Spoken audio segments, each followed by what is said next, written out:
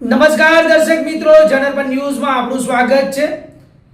હું છું આપણો મિત્ર કંચન પરમાર। આવો સાંભળીએ આજના મુખ્ય સમાચાર।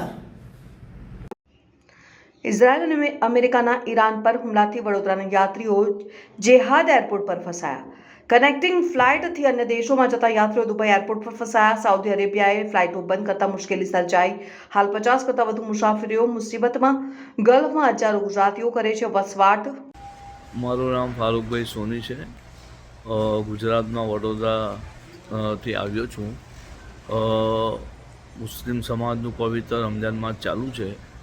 આજે હું અહીંયા મક્કામાં છું, ઉમરા માટે આવ્યો છું 2 દિવસથી।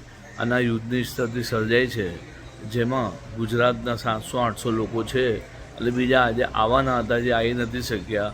તો હોટલની અંદર લોકો ચિંતિત છે, લોકોના સગાવાલાઓ રહી ગયા છે, આવવાના બાકી છે, કોઈની દવાઓ લઈ આવવાની બાકી છે, કોઈનું સામાન લઈ આવવાના બાકી છે ત્યાંથી।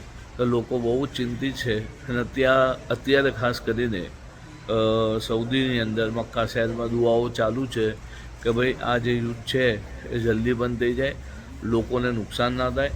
આ સમગ્ર વિશ્વની ચિંતાનો બહુ મોટો વિષય છે અને અત્યારે રમજાન માસ ચાલુ છે। ખાસ કરીને લોકો અહીંયા બંદગી કરતા આવતા હોય છે, તો બંદગી માટે આવવા માટે રૂકાવટ થતાં લોકોમાં એક ચિંતાનો વિષય છે। ખાસ કરીને દુઆ ગુજારવામાં આવે છે કે આ સ્થિતિ જે સર્જાઈ છે યુદ્ધની એ જલ્દી બંધ થઈ જાય અને સમગ્ર વિશ્વમાં શાંતિ રહે એવી પ્રાર્થના કરી રહ્યા છે।